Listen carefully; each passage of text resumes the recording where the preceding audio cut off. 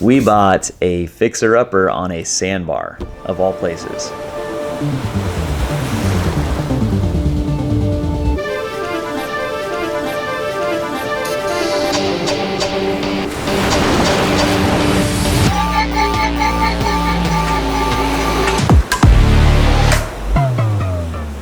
When we first bought this house, we didn't know it was gonna be a fixer-upper. We knew that we were gonna be changing paint and, adding our furniture in, our touches, maybe some customized projects like a deck or something. But what we didn't know until we moved in was the extent of the fixer-upper work we had to do on this house. The house was built in the 1970s, and apparently at that time, at least in the Outer Banks, the interior walls of this house were like this particle board wood paneling. And throughout the last 40 something years since this house was built, water intrusion caused the walls to start to bubble, deteriorate. It was just a mess. The first project I did say when I saw the pictures of this house and just on FaceTime, I did say that we had to tear out the wall that separated the living room to the sunroom because there was no point to have a wall there and an outdoor door inside. It was weird.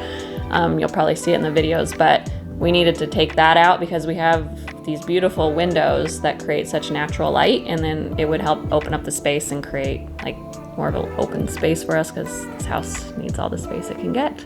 So once we ripped out the walls, we started realizing that the floors were not actually wood floors. They were it's like this matted laminate. It's not even real wood. I don't even know what it is. I think it's something they did in the 70s where they basically just kept layering mats. Like most people, if you have a house from that time, you probably had this issue. And so we just have fake wood that's a mat. It's basically like a play mat. And it is layered, and then underneath the actual laminate floor, there's the original orange shag rug. And it's so gross. The floors make me nervous to have to redo. So once we had ripped out that wall we wanted to rip out, we ran into a whole nother issue of okay, we have two different ceilings now in our living room. We had the popcorn ceilings, which you can see on this side of the room, and then on the other side of the wall we ripped out, there was plywood ceilings. It used to be a screen-in porch at one point in its life. It was a sunroom, but it is part of the house now because they put ventilation, they enclosed it, put windows, so it is a legit part of the house. We didn't just open up to a screen porch. As you can see, we have a lot of remodeling to do as we start to build our new life out here in the Outer Banks.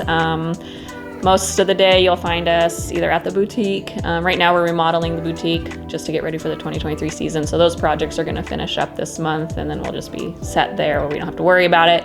But when we're not at the store, we're usually at home trying to fix up our house in order to make it more of a home. Even though this house wasn't the dream home, I guess, that we had imagined and wanted during the time, we're making the best of it, and we're slowly creating a home here, and eventually we'll add more space, hopefully build out and add a deck and do that kind of stuff. But this isn't the first time we've had to fix up a small house. Our home, when we lived in Puerto Rico, our house was horrendous. It was I think it was 900 square feet. It was a little beach bungalow, and the hot water, we didn't even have hot water in the house. It had an electrical outlet plugged into the wall that we wired over to the actual water that came out. So it wasn't even safe. Shower. That was a mess, but you know what? We made that house beautiful. The only thing is now we're juggling having to run a new business out here and also a toddler, which is going to make these projects a little bit more difficult, and it's going to take a little bit more time. Maybe some of you watching right now are trying to do your own house projects, or maybe you bought a fixer-upper. Maybe you're one of those people like us. I think everybody in this generation has been buying a fixer-upper. Yeah, with crazy house prices and stuff. So yeah, there's probably a lot of you watching for this very reason, because you are fixing up a house yourself. If our videos are something that you can find value in, follow us and subscribe to us. We're gonna be trying to post videos of the things that we're doing to fix up this house and kind of make our life out here in our new home on the Outer Banks. So our new boutique. Yeah.